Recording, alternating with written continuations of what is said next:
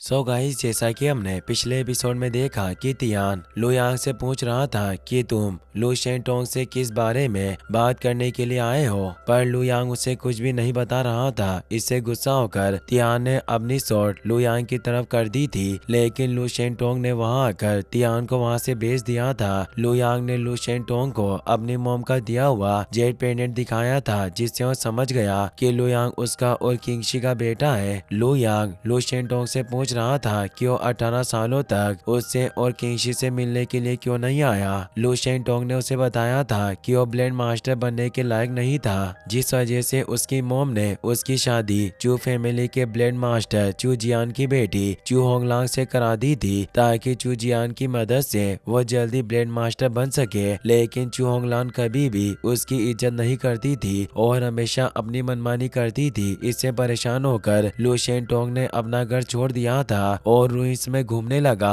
उसे एक Asian ruin में लेजेंडरी स्वॉर्ड डार्क किरण की जानकारी मिली थी और वो इसी के बारे में लुयांग को बता रहा था। फिर अब हम लू शेंटोंग को देखते हैं। वो लुयांग को बताता है कि मैं इतना टैलेंटेड नहीं था कि लेजेंडरी स्वॉर्ड के अप्रूवल को पास कर सकूं, लेकिन अगर मैं लेजेंडरी स्वॉर्ड रेनबो के अप्रूवल को पास कर लेता तो मैं पहले ही लू फैमिली का पेट्रियार्क बन जाता और मुझे चू फैमिली से मदद लेने की जरूरत नहीं पड़ती। यहाँ तक मैंने लेजेंडरी स्वॉर्ड डार्क किरण को भी नहीं देखा है, पर मुझे उस रुइन से बहुत फायदा हुआ, क्योंकि वहाँ से आने के बाद मैं सिर्फ 20 सालों में ब्लेड मास्टर बन गया। इसी के साथ वहाँ मैं एक ऐसे इंसान से मिला था जिसे मैं अपनी पूरी लाइफ में नहीं भूल सकता। मुझे वहाँ तुम्हारी मॉम फेंग किंगशी मिली थी। उस एशियन रुइंस में मुझे डार्क किरण स्वॉर्ड की जानकारी मिली थी, जिसकी मदद से मुझे पता चला कि डार्क किरण स्वॉर्ड नॉर्थ डोमेन की जिंगजो सिटी में हो सकती है। इसीलिए मैं जल्दी से नॉर्थ डोमेन की जिंगजो सिटी में गया। उस वक्त तुम्हारी मॉम किंगशी जिंगजो सिटी के कैंगफेंग पैलेस की एक जीनियस स्टूडेंट थी और 20 साल की उम्र से पहले स्वॉर्ड सोल रियल्म के टॉप लेवल पर पहुंच गई थी। जब मैं जिंगजो सिटी में आकर डार्क किरण को ढूंढ रहा था, तब मेरी मुलाकात तुम्हारी मॉम से हुई। किंगशी कैंगफेंग पैलेस के कुछ स्टूडेंट्स के साथ वहाँ किसी यान तियानहाई नाम के किसी आदमी को ढूंढ रही थी, लेकिन उन लोगों को लगा कि मैं यान तियानहाई हूँ, इसीलिए उन सब ने मुझे घेर लिया। उस वक्त मैं स्वॉर्डविल रियल्म का एक स्वॉर्ड किंग था और मैंने आसानी से उन सबको हरा दिया। ये देखकर तुम्हारी मॉम ने कैंगफेंग पैलेस की तरफ से मुझसे माफी मांगी और उसी वक्त हम दोनों एक दूसरे से मिले थे। उसके बाद हम दोनों अपने अपने रास्ते पर चले गए और मैं एशियन मैप्स का यूज करके जिंगजो सिटी में घूमता रहा। कुछ वक्त घूमने के बाद मुझे पता चला कि लेजेंडरी स्वॉर्ड डार्क किरण युआनकांग माउंटेन में छिपी हुई है। लुयांग कहता है कि क्या आप उस युआनकांग माउंटेन की बात कर रहे हैं जो जिंगजो, ताइजो और कांगजो सिटी के बीच में है। लू शेंटोंग कहता है कि हाँ, मैं उसी माउंटेन की बात कर रहा हूँ। जब मैं युआनकांग माउंटेन पर डार्क किरण को ढूंढ रहा था, उस वक्त मैं तुम्हारी मॉम से दूसरी बार मिला था। उस वक्त कैंगफेंग पैलेस के लोगों ने यान तियानहाई को मार दिया था और यान तियानहाई की मौत का बदला लेने के लिए उसका भाई यान तियानजी जिंगजो सिटी में आया था और उस स्वॉर्ड पैलेस रियल्म का एक मार्शल आर्टिस्ट था। तब कैंगफेंग पैलेस के स्टूडेंट्स युआनकांग माउंटेन पर मेडिसिन ढूंढ रहे थे। यान तियानजी को उनके बारे में पता चल गया। एक स्वॉर्ड सोल रियल्म का मार्शल आर्टिस्ट एक स्वॉर्ड पैलेस रियल्म के मास्टर के साथ फाइट नहीं कर सकता था, जिस वजह से यान तियानजी ने कैंगफेंग पैलेस के बहुत सारे स्टूडेंट को वहां मार दिया। पर तुम्हारी मॉम स्वॉर्ड सोल रियल्म के टॉप लेवल पर थी, जिसकी वजह से वो जैसे तैसे अपनी जान बचाने में कामयाब रही और उससे दूर भाग गई।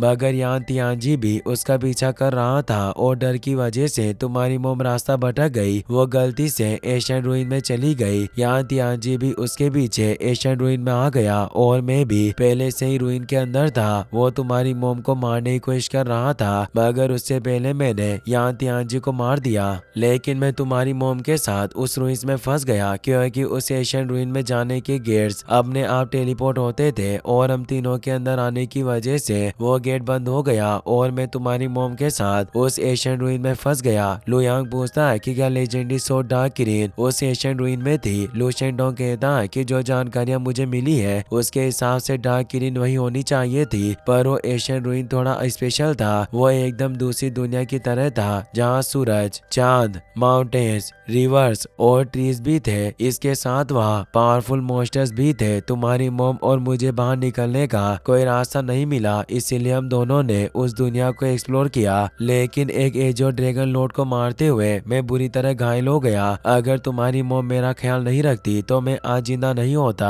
हम आधे साल से ज्यादा वक्त तक वहाँ फंसे हुए थे और हमें लग रहा था कि हम उस जगह से बाहर नहीं निकल पाएंगे। इतने वक्त साथ रहने की वजह से किंगशी और मुझे एक दूसरे से प्यार हो गया, तो हम दोनों ने अर्थ और हेवन के विटनेस में शादी कर ली। मैं आज भी सोचता हूँ कि अच्छा होता कि अगर हम दोनों उस दुनिया से बाहर नहीं निकल पाते और मैं आज भी किंगशी के साथ रहता। लुयांग पूछता है कि यह सब होने के बाद आप दोनों उस एशियन रूइन से बाहर कैसे निकले। लू शेंडोंग कहता है कि उस दुनिया में रेस मास्टर्स थे जिन्हें हम हरा नहीं सकते थे। उनसे बचने के लिए मैं और तुम्हारी मॉम कभी भी एक जगह पर नहीं रुकते थे। हम हर वक्त अपनी जगह बदलते रहते थे, जहाँ तक कि जब किंगशी प्रेग्नेंट थी हमें तब भी एक जगह से दूसरी जगह पर भागना पड़ता था। जब तुम 3 महीने से उसके पेट में थे तब हमें एक केव मिली। उस केव में हमें स्टोन टेबल और चेयर्स मिली जिसे इंसानों ने बनाया था और ऐसा लग रहा था कि जैसे कोई उस केव में रह रहा हो। हमने पूरी केव को चेक किया पर हमें वहाँ कोई नहीं मिला। वो सब चीजें वहाँ बहुत वक्त पहले बनाई गई थी। शायद कोई हमारी तरह गलती से उस दुनिया में आ गया होगा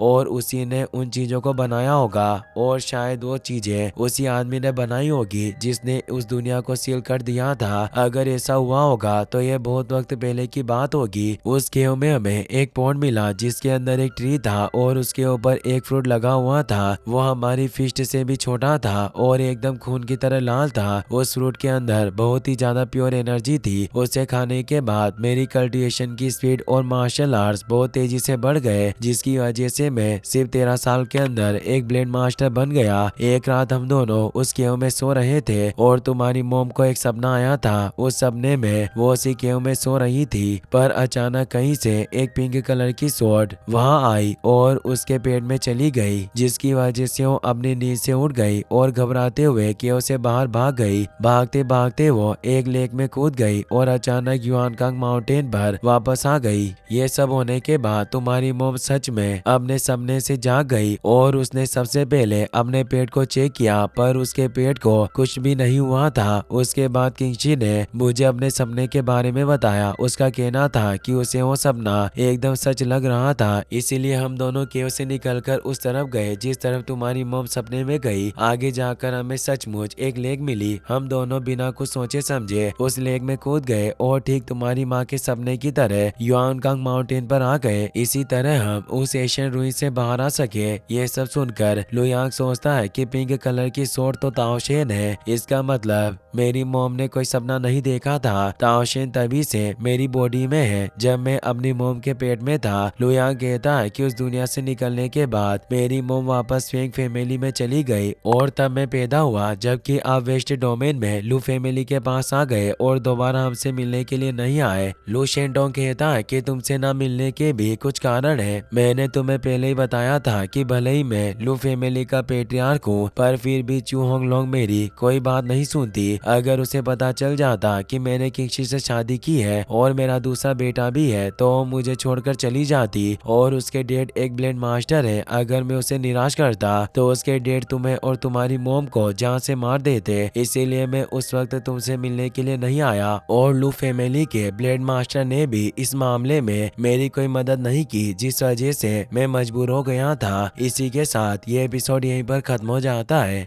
गाइस, अगर आपको वीडियो पसंद आया हो तो इस वीडियो को लाइक करने के साथ साथ चैनल को सब्सक्राइब जरूर कर लेना। मिलते हैं नेक्स्ट वीडियो में। Thanks for watching.